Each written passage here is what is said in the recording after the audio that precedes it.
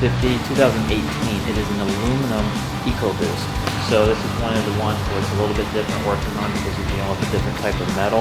If you notice from this one, half of it's missing. The reason why is because we got hit on this side. Look over there, and here's the side that it was hit on. So the vehicle's over there, bed's been taken off, fixing the damaged area back here. On top of that, he's got the new part, the side fender that's going to go on the bed of the pickup. So he's going to be putting that back on there, getting everything set and ready so that they can place the bed back into the pickup truck. Then once that bed's placed in the back of the pickup truck, obviously some cosmetic work needs to be done on the vehicle, on the outside, and then some of the spot where there's been damage and cracks and everything. All that's going to be fixed when we follow that process as well.